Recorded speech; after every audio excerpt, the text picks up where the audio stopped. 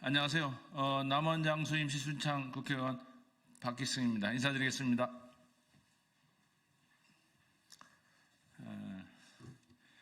최근 제가 제기한 허위사실 공표죄 폐지, 당선 무효용 기준액을 1천만 원으로 상향하는 공직선거법 관련 개정안에 대해 한동훈 대표의 무지한 주장에 대한 입장을 밝힙니다.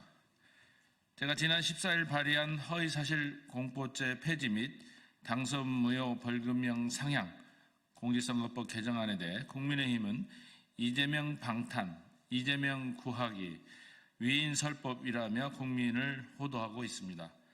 하지만 이러한 주장은 법안의 내용을 제대로 확인하지 않은 채 사실을 왜곡한 것입니다. 저는 법관으로서 공직선거법 재판을 많이 해왔고 선거와 관련된 사건을 사법부가 담당하는 것이 상권분립 차원에서 적절치 않다는 소신을 오랫동안 품어왔습니다. 민생과 직결된 사건들도 산적한데 이러한 정치적 재판에 매몰되는 것은 그리 바람직한 현상이 아닙니다. 사법 인력의 낭비도 심합니다. 그러기에 22대 국회에 들어오자마자 내부적으로 준비를 해왔습니다. 국회 법제실 등 의뢰와 검토를 거쳐 발의하다 보니 시간이 소요된 것이지 이재명 대표의 선거일에 맞춰 법안을 발의한 것이 아니라는 말씀부터 드립니다. 법안 제안 설명에서 밝혔듯이 허위사실 공표죄와 당선 무효형 기준액 100만 원 규정은 현실과 괴리되어 부작용이 큽니다. 이 규정으로 인해 고소고발이 남발되고 경쟁자의 정치적, 사회적 숨통을 끊는 수단으로 악용되고 있습니다. 때로는 유권자의 정당한 선택을 통해 선출된 당선자의 정당성을 흔들고 민주주의 가치를 훼손시키기도 합니다. 특히 낙선 목적 허위사실 공표죄는 벌금형 하한액이 500만 원으로 되어 있어 경미한 허위사실 유포에도 당선 무효형이 선고되는 사례가 많습니다.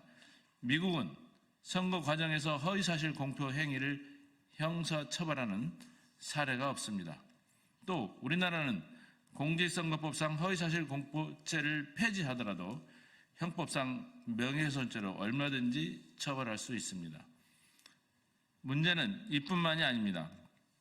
100만 원이라는 당선 무효형 기준액이 낮다 보니 판사의 양형에 따라 투표로 선출된 당선자가 사느냐 죽느냐 갈림길에 서는 경우가 허다합니다. 그러기에 오히려 정치적 요소를 고려해 80만 원, 90만 원 벌금형을 선고하는 등 형사재판의 본말을 전도시키고 판사의 재량권 내지 사법부의 독립성을 침해하고 있습니다. 무엇보다 이 개정안은 특정인을 위해 처음 나온 것이 아닙니다. 가령 2010년 당시 한나라당과 민주당 정개특위에서는 당선 무효 기준을 300만 원으로 상향하는 방안에 뜻을 모으고 법안을 추진한 적이 있습니다. 이후 2011년 한나라당 김충환 의원 등 여야 의원 21명이 다시 관련 법안을 발의한 적도 있습니다. 나아가 많은 전문가들도 폐지 필요성을 주장해 왔고 수차례의 토론회도 있었습니다. 그렇다면 이때는 과연 누구를 위한 위인 설법이었단 말입니까? 되묻고 싶습니다. 사실이 이러함에도 불구하고 국민의힘은 이번 공직선거법이 야당 대표를 위한 법안이라며 정치적 공세를 강화하고 있습니다. 하지만 민주당뿐만 아니라 국민의힘 당선자 상당수도 현재 공직선거법 위반으로 재판과 수사를 받고 있다는 점을 밝힙니다. 특히 한동훈 대표는 허위사실 유포죄로 징역형 집행유예가 난 이 대표의 범죄는 아예 면소 판결로 사라지게 되는 것, 이게 그 법의 목적이다라고 비난했습니다. 하지만 저는 법안 부칙을 통해 이 법 시행 전 제250조의 위반죄에 대한 벌칙의 적용에 있어서는 종전의 규정에 따른다고 명확히 했습니다. 한 대표의 주장은 틀린 것입니다. 또 당선 무효형 기준액 1천만 원 상향 개정안 발효 시점이 공포 후 3개월 이후 시행으로 명시된 점을 지적하며 조희대 대법원장이 말한 633의 기준을 지켜도 법 시행 전에 대법원 판결이 나지 않는다. 민주당이 이 정도 수준은 정말 몰랐다고 비난했습니다. 하지만 국민이 주재할 수 있는 시간, 하위 법령의 입법 기간, 법적 안정성 확보 등을 고려하여 즉시 시행, 3개월, 6개월, 1년, 2년 후 시행 등으로 정하는 건 일반적인 경우입니다. 한 대표의 주장은 무지한 경우입니다. 즉 한동훈 대표의 법안 표면은 사실관계조차 맞지 않는 일방적 주장입니다. 이재명 방탄법 프레임 안에 민주당을 가두기 위한 정략적 목적이기에 동의할 수 없습니다.